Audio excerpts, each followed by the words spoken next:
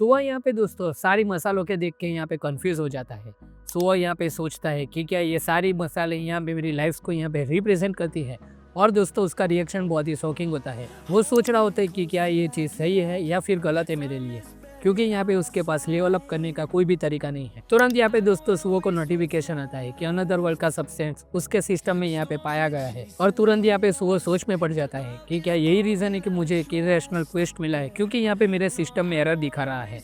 उसका सिस्टम यहाँ पे फिर से नोटिफिकेशन दिखाता है कि तुम्हें यहाँ पे बिहाइंड द डोर एनिमी को डिफीट करना होगा, और जब तक तुम यहाँ पे उसको डिफीट नहीं करोगे तब तक तुम यहाँ पे डंजन को लीव नहीं कर पाओगे। सो वो यहाँ पे सोचता है कि अगर ऐसे ही बात है तो यहाँ पे मेरे पास और भी कोई चांस नहीं है और मैं यहाँ पे गिव अप नहीं कर सकता। सो वो यहाँ पे दोस्तों उठता है और वो तुरंत ही यहाँ पे रेडी हो जाता है और डंजन के अंदर आगे बढ़ने लगता है।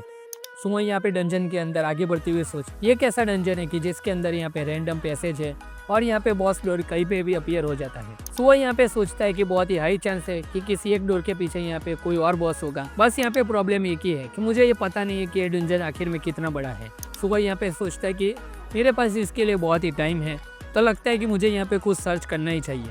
लेकिन तुरंत सुबह को यहाँ प्रेजेंस मैसेज होती है और वो प्रेजेंस को देख के वो डर जाता है, क्योंकि ये प्रेजेंस होती है उसके बचपन के छोटे एक डायनासोर टॉय की। और तुरंत सुबह देखता है अपने बचपन के सेल्फ को, जो कि यहाँ पे बेबी सुबह है। वो यहाँ पे डंजन के अंदर घूम रहा है और वो यहाँ पे रूलर्स अथॉरिटी का भी यूज़ कर रहा है। सुबह और वो दोनों एक दूसरे को देख के यहाँ पे शॉक में हो जाता है और सुबह यहाँ पे कहता है कि ये यहाँ पे क्या कर रहा है, क्या ये डंजन में ऐसे ही घूम सकता है। सुबह यहाँ पे दोस्तों भागने की कोशिश करता है, लेकिन वो बेबी डायनासोर जो टॉय था वो यहाँ पे सुबह के पैर के ऊपर यहाँ पे चोट पहुँचा देता है। सुबह शॉक में हो जाता है और सुबह यहाँ पे दोस्तों गिर जाता है। सुबह गिरने के बाद सोचता है कि क्या मेरा बॉडी इतना कमज़ोर है कि मुझे यहाँ पे एक टॉय भी इंजर कर सकता है। सुबह यहाँ पे बहुत ही शॉकिंग में है कि रूलर्स अथॉरिटी की क्या इतनी हाई स्पीड भी हो सकती है। सो ये भी सोचता है कि मैं एक ऐसे मॉन्स्टर के साथ यहाँ पे कैसे फाइट कर सकता हूँ। सुबह यहाँ पे दोस्तों कुछ और प्रोसेस कर पाता उससे पहले यहाँ पे वो बड़ा वाला सुबह भी आ जाता है, जिसने यहाँ पे पूरा का पूरा गेम पहले ही लेवल अप कर चुका है, जो सुबह के बिल्कुल पीछे खड़ा है। और सुबह इसे देख के यहाँ पे बिल्कुल घबरा जाता है, ये कैसी बकवास बात है, ये भी आ गया है यहाँ पे मेरे साथ फाइट करने के लिए। और वो दोस्तों यहाँ पे सुबह को एक बहुत ही तगड़ा पंच दे देता है और इसी के साथ यहाँ पे दोस्तों सुबह की डेथ हो जाती है। सुबह सोचता है कि ये तो बहुत ही बड़ी चीटिंग है कि यहाँ पे बॉस रेंडमली किसी भी रास्ते पे यहाँ पे भटक रहे हैं और ये बहुत ही डिफिकल्ट क्वेस्ट है। क्या डेड भी यहाँ पे इस तरह के क्वेस्ट को कंप्लीट किया होगा। सो वो यहाँ पे सोचता है कि मुझे यहाँ पे बहुत चिंता करने की जरूरत नहीं है, क्योंकि यहाँ पे मेरे पास अनलिमिटेड नंबर ऑफ लाइफ है। और वो ये भी कहता है कि अगर मेरे पास अनलिमिटेड नंबर्स की लाइफ है तो मुझे यहाँ पे उनको फाइट करने की कोई भी ज़रूरत नहीं है। मुझे बस एक ऐसा रूम ढूंढना है जिसके पीछे यहाँ पे कोई और बॉस हो। और दोस्तों सुबह यहाँ पे निकल जाता है, लेकिन वो बड़ा वाला सुबह यहाँ पे फिर से आ जाता है और अपने सुबह को फिर से अटैक करता है और इस बार भी यहाँ पे उसकी डेथ हो जाती है। और वो बेबी सुबह और बड़ा सुबह यहाँ पे एक एक करके अपने सुबह को मारते जाते हैं। और सुबह सोचता है कि मेरे पास अनलिमिटेड लाइफ्स तो है, लेकिन मैं यहाँ पे कितने टाइम तक इन लोगों से लड़ पाऊंगा। और वो ये भी सोचता है कि अगर मैंने उनको इन्फिनिट टाइम पे चैलेंज किया तो मुझे यकीन है कि मुझे यहाँ पे और कोई ना कोई बॉस तो ज़रूर मिलेगा।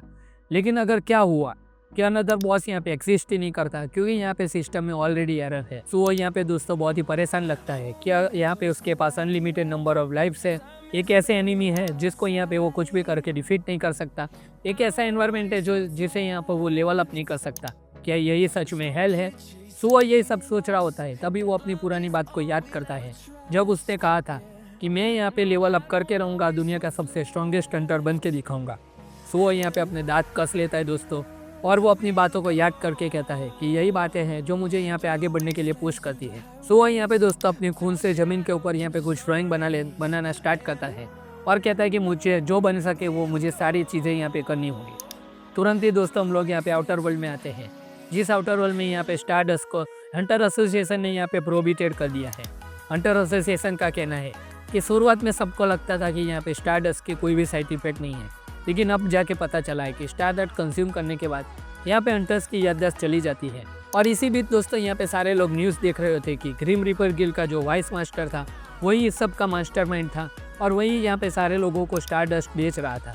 और इस बात से दोस्तों यहाँ पे सारे लोग शॉक में चले गए हैं कि एक गिल्ड का यहाँ पे वाइस मास्टर इतना बड़ा क्राइम कर सकता है, तो सोचो और कोई क्या नहीं कर सकता। हम लोग यहाँ पे दोस्तों एस रैंक हंटर टाइग्यू को देखते हैं, जो कि सारा दोस्त अपने आप को देख रहा है और कह रहा है कि ये सारी मेरी ही गलती है। क्या अगर मैंने यहाँ पे मिनसुंग को पहले ही रोक लिया होता तो यहाँ पे एक ऐसी कोई भी चीज़ ना होती। हम यहाँ पे हंटर चॉय जोंग इन को देखते हैं, जो कि यहाँ पे उसको कह रहा है कि टाइग्यू अपने आप को इतना ज़्यादा ब्लेम करना बंद कर दो। लेकिन टाइग्यू यहाँ पे कहता है कि एक और चीज़ है जो मुझे यहाँ पे बहुत ही अजीब लग रही है। वो यहाँ पे ये भी कहता है कि जब यहाँ पे मैंने मिनसुंग को पहली बार देखा तो वो यहाँ पे मुझे नॉर्मल नहीं लगा, लेकिन यहाँ पे उसके पास ऐसी कोई स्किल नहीं थी जिसकी वजह से यहाँ पे उसका अपीयरेंस इतना जल्दी चेंज हो जाता। और दोस्तों तुरंत ही वो लोग यहाँ पे कहते हैं कि हमने एक ब्लैक मास्क वाला हंटर देखा था, क्या वही हो सकता है कि जिसने यहाँ पे मिनसुंग को मारा हो, the black mask hunter. Choi Jong In यहाँ पे दोस्तों एक शॉकिंग चीज़ कहता है कि मुझे भी यहाँ पे एक डाउट है, क्योंकि यहाँ पे जब से मैंने माइनिंग टीम के एक हंटर के गायब होने की रिपोर्ट दी है वो होता है अपना सुओ, जो कि यहाँ पे एक डी रैंक रजिस्टर हंटर है। चॉय जोंग इन दोस्तों यहाँ पे ये भी कहता है कि सिचुएशन के अकॉर्डिंग मुझे ये लगता है कि यहाँ पे एक फ्रॉड है, असल में उसका रैंक यहाँ पे बहुत ही ज़्यादा है। दोस्तों तभी हम लोग यहाँ पे एक और हंटर को देखते हैं, जो कि कहता है कि क्या ये मैं फ़ोटो देख सकता हूँ। और वो हंटर कोई और नहीं बल्कि पार्क डोजिन होता है, अपना अपोस्टल, जो कि यहाँ पे ह्यूमन के फॉर्म को पजेस किए हुआ है।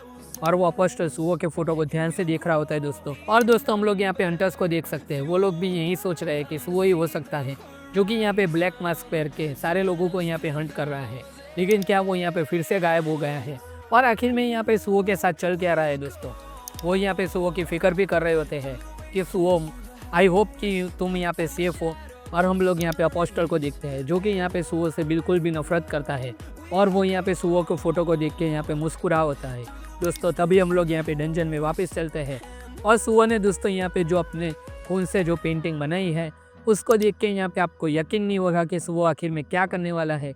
लेकिन ये वही सीन है जहाँ से यहाँ पे ओजी सोलो लेवलिंग की शुरुआत हुई थी। तो दोस्तों फाइनल इसी के साथ इस चैप्टर का एंड होता है, जहाँ पे हम लोग सुओ को देख सकते हैं वो यहाँ पे पूरी तरह से डिटरमाइन है। तो दोस्तों यही था सोलो लेवलिंग रैग्नारॉक चैप्टर 44।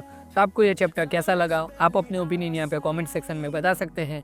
हम मिलते हैं आपसे अगली वीडियो में, तब तक के लिए गुड बाय। और हाँ, जाने से पहले इस वीडियो को लाइक, चैनल को सब्सक्राइब और नोटिफिकेशन बेल आइकन को टर्न ऑन करना बिल्कुल भी मत भूलना। हम मिलते हैं आपसे अगली वीडियो में, गुड बाय।